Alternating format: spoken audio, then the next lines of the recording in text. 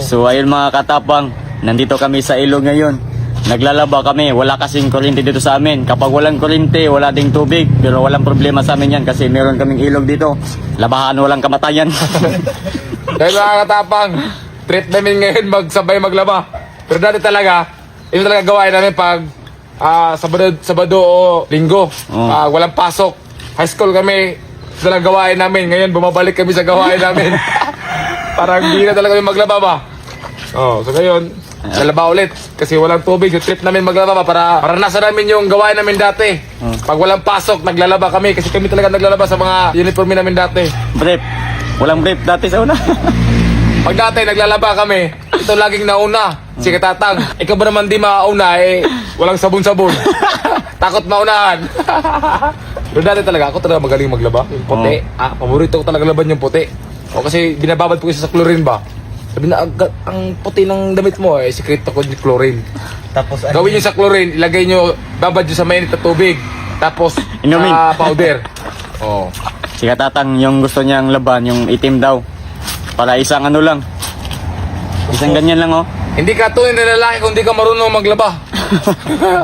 ASMR Gato mo malaman kung marunong ba talaga maglaba yung tao. Tunog ba? Kung di ka marunong magpatunog ng gano'n, di ka marunong maglaba mas gusto ko pa maglaba sa mano-mano kasi sa washing. May washing sa bahay pero di ako satisfy kasi di matanggal yung dumi. Ang washing, bagay lang yun sa pag nagtatrabaho ka sa malamig, sa opisina, ganun. Kasi pawis lang yung dumi. Kung nasa ka lang tambay, pag ganun ka sa mga pader, wala. Di kaya ng washing yan. Shimar. Ito trip namin ngayon, maglaba.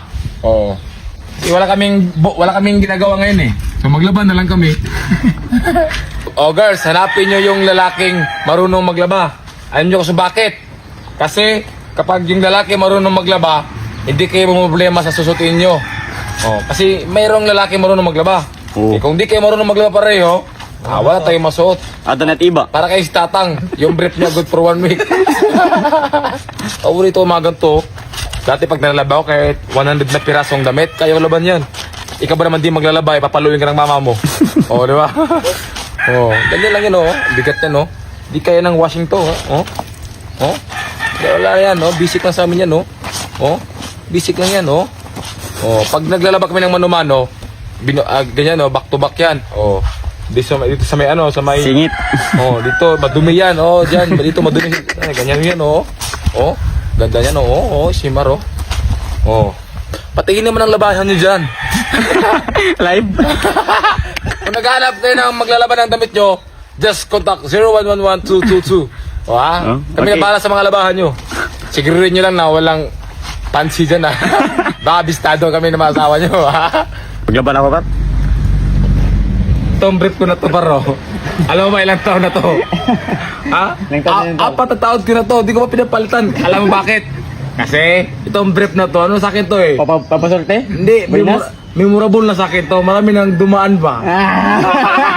Itong brief na to, sentimental value. Marami nang dumaan dito sa brief na to. Kaya di ko to talaga pinalitan. Kahit magkabutas-butas pa to, di ko to mapalitan.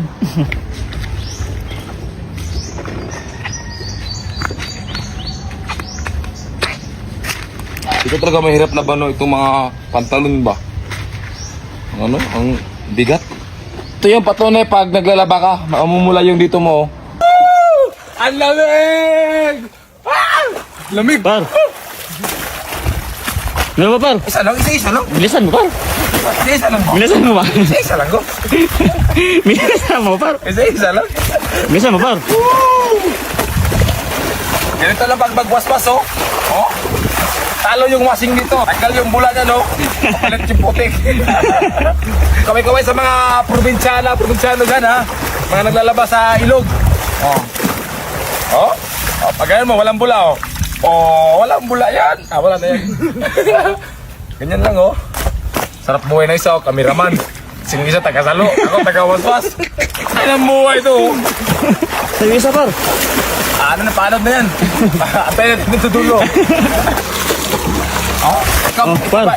Ito hindi matanggal yung bula. Tingnan nyo Ganyan pag waswas tingnan nyo, walang bula Oo, pakalina ng tubig. Tagal mo, par. Par, bilisan mo. Dapat di ka inaya maglaba eh. Oh, walang bulayan oh. Oh, walang bulayan, napakalinaw. Maligo ka na, par.